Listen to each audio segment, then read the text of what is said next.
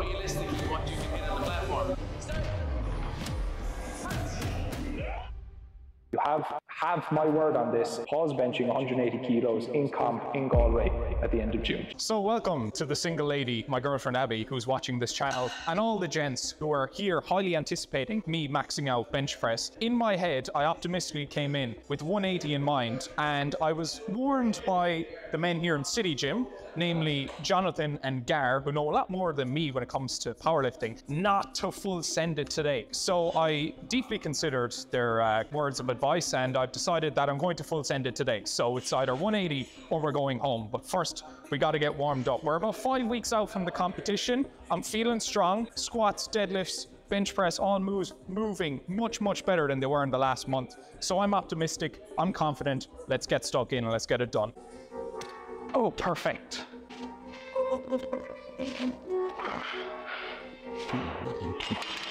So one thing that I've noticed when I am benching is I have a tendency to scoop myself a little bit too close under the bar. And what happens is that I can't throw the bench from the natural angle that you want to be benching at, from your nipple line back towards your shoulders or back towards your face. So make sure that when you are setting up, you're both at a comfortable distance, are you able to unrack the bar, but also you're far enough away from the racks so that as you press in that backwards angle towards your face, that you're not going to be hitting the bar off the rack, essentially.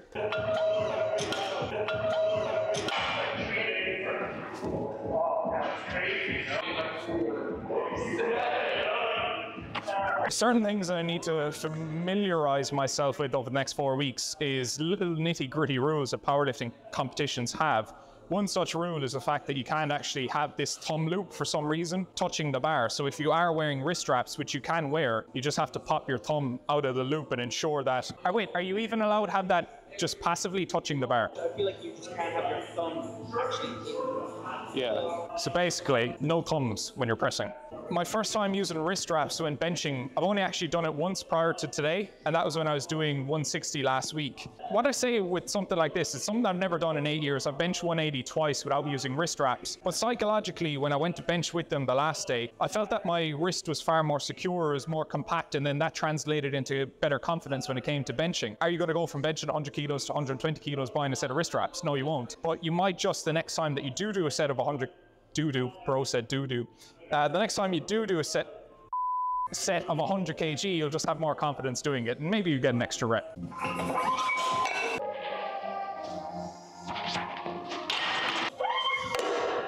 Check the crop top.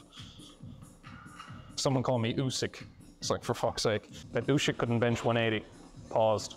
He still kicked the shit out of me though, so he has that W. I'm Phil.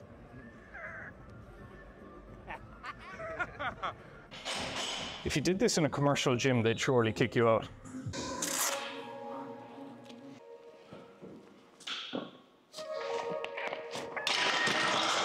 I touched something on the side.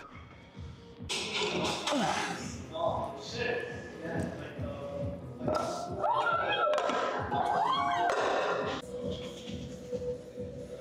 3, 2, 1. Go down, right? Start. Press. Oh, you fucker. Stay with me. Bastard.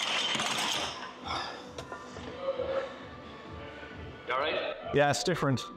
That's my first command when you're getting in your own head a little bit. It's like, when's this command coming? You're actually taking your focus off the press. Change the dynamic of the lift. Think Yeah. you are anticipating a pause. You're now not just focused on being the strongest you can be and just pressing it. You're thinking, when's the pause going to come? When's the pause going to come? Yeah. And all of a sudden, you're now not focusing on just pressing, you know? It's a really hard thing to juggle, I think, you know? Even though, like, when we took that bar out, I was looking to Melvin, so he was just checking to make sure he's like your side rep. Yeah. So even that like momentary hold at the top before the start command, that's what was going on there. So just to get used to all of that. Do you know what I mean? Or it's similar like how in basketball, like a guy could hit 3-pointers all day, but if he was told now this one's the deciding 3-pointer, Yeah. all of a sudden you're It's a like, different oh my thing, god. yeah. And it's not the same flow, you know? So it's good to get practice, get those commands. 100%. And again, different blades, different bars, different benches, everything's different. Do you know what I mean? No, I'll fire it again, but Yeah, try not to fire it. think too much. Start! Press! Stay with it. There we go. go. Rack. Ah, fuck.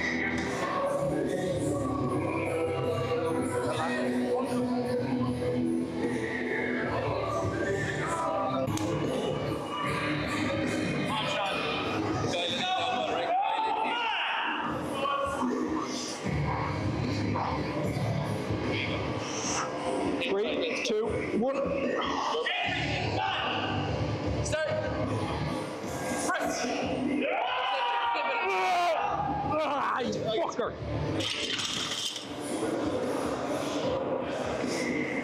Jeez Louise.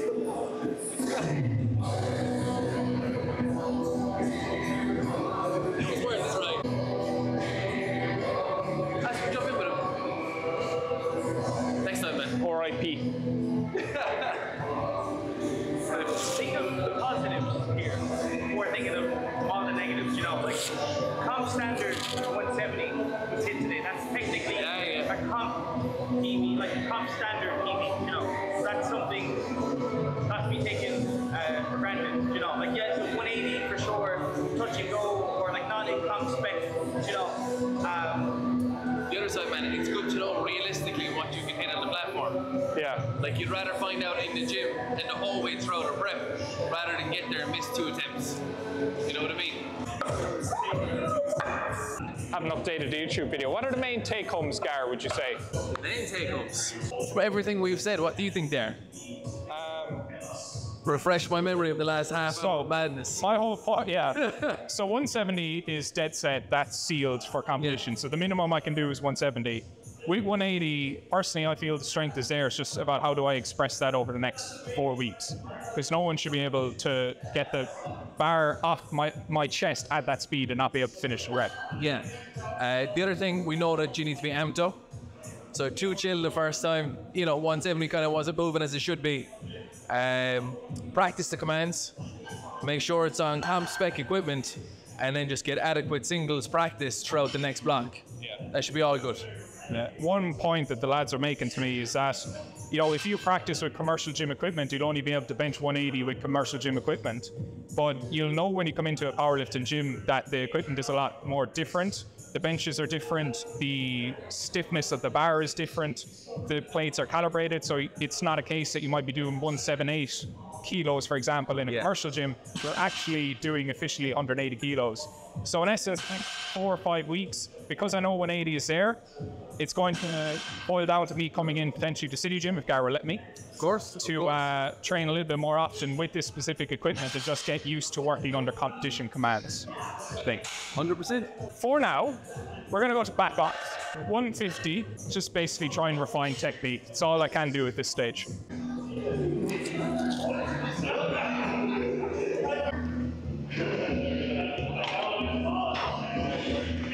Start. Press.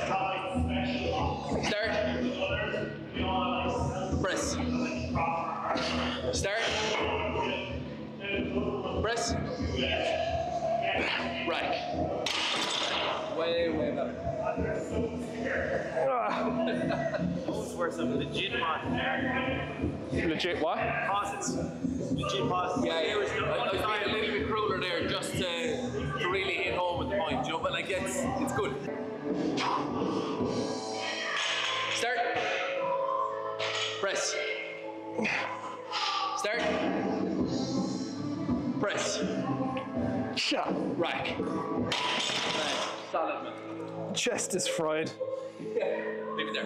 Perfect. Probably not the best idea, but I'm gonna fuck off doing dumbbell incline and shit afterwards. Gar can overrule me, but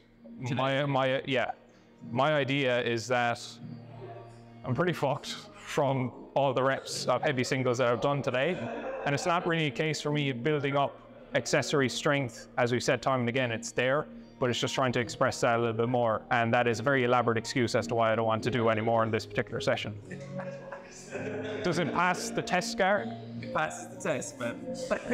So, I think this session has given me an awful lot to think about from the perspective that I came in with the sole ambition of maxing out 180 paused, and I leave having failed to do so in that regard. I can't help but feel as though the overarching emotion of in the aftermath of the session is one of frustration or disappointment. But one thing that I have given myself great credit for over the years, and this extrapolates to many different scenarios, is the ability to see failure as an opportunity to progress. I could leave this session going, fuck me, I missed 180, and 180 could continue to feature as this insurmountable monster in my brain that I will never be able to overcome, let's say, in a competition standard. But logically, I look at it from the perspective that I've done 180 before on 2 occasions. It may have been in a commercial gym and not exactly to competition standards, but the strength is there to do it. And if I'm humble enough to listen to the likes of Jonathan, to the likes of Gar, and learn how to improve my technique,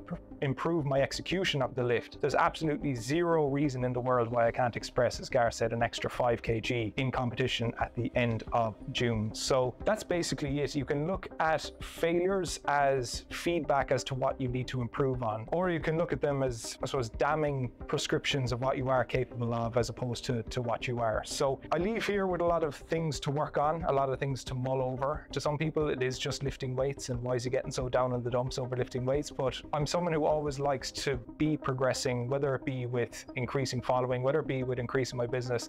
So I look at every single avenue in which I can improve, and I want to do my best to make sure that I make that possible. That's basically it. Again, it's a learning curve, as all faders are. I will come back next week, get more accustomed to performing not only with the equipment specifically that I'll be using in competition with City Gym have in abundance, but also getting used to the commands, which is a lot different from just, you know, sending 180 in a commercial setting. I came home to a Gymshark delivery, which conveniently arrived while I was recording that YouTube. And usually most creators who still live at home would hide the fact that their mother occasionally, well actually I say occasionally, always cooks their dinner. I'm not even going to pretend that this was something I made myself. I came home to the kitchen smelling absolutely fucking fantastic. It's cooked in the bag chicken. The veg I'm not really too keen on. It's peppers, but then again I'm 26 years old, so I can't really turn my nose up at them. And just your good old mashed potato. That's going to be my second meal of the day. What I've actually started doing, and this is an incentive for you to join my broadcast channel on Instagram. I'm using that as accountability to put in all the meals that I'm consuming every day, to just take a photo and fire it in, because my diet at the best times, as you well know from following the YouTube channel, is dog shit. I remember, I think a year and a half ago, when I was on my way to Dubai, I was recording my YouTube videos in my mother's room. And here we are again, a year and a half later. But this time, I can take the W because it's with a Gymshark package. So every month, Gymshark send out a roster of like 20 items that you can choose, only 15. I made this order like a month ago, so I don't even know what's in the bag. So I'm about to be as surprised as you are when I'm unboxing whatever the hell is in this package. Heavyweight graphic t-shirt. Jeez, that's fucking sick. Jeez. Just hope it fits. I'm struggling to get the oversized sizes right. I think for me, it's even just a little bit too oversized. I mean, I could probably do it a size down, but then again, does that defeat the purpose of something being oversized? Right, shorts. Jeez, more shorts. I don't want to show my ass. We got mesh shorts. Specifically, workout gear mesh 5-inch shorts. Jeez. Smell of new clothes as well. Hard to beat. We have a training department oversized tank. Doesn't feel too oversized, or else my head's just fucking massive. I don't think it's actually too oversized. When I think of oversized, I think of something like the heavyweight t-shirt. Heavy duty 7-inch shorts. So these are slim fit, and they're a bit too slim shady for me. I went with a size L, and my general rule of thumb would be that any item of clothing that you're usually a large in, let's say I'm usually a large in regular fit shorts, if they're slim fit, just go a size up. So if I was to get these, I'd get an extra large. They're a little bit too tight for me, so Shane's going to enjoy a free pair of shorts. And I'm kind of jealous because they're fucking nice shorts. They just don't suit me, do they? Like, pink is not my fucking colour. This t-shirt I have a feeling I'm going to like. I like anything with the big represent style writing across the back. In this case, Gymshark training department. Yeah, that's a Sean Fitz t-shirt if ever I've seen one. Yet another training department oversized t-shirt. I like this honestly and truly because it's oversized with snugger sleeves. I think oversized for me, where the sleeves are also oversized, wouldn't be my best bet, or wouldn't be the most complimentary to my physique, to my massive 20-inch pythons. But having one that's loose on the belly, tight on the arms, I think for most people is probably one that looks a little bit better. Am I in shot? Jeez. 2 more items, bear with. That's actually not bad. Do you know, when it comes to this time of year, May, June, July, and dudes who've been spamming bicep curls for the last 6 months start buying like NBA jerseys. And finally, the pièce de résistance, heavyweight, extreme oversized fit. That's why. So that's why, do you know the brown t-shirt that I showed you was snugger arms? Because that was simply oversized fit.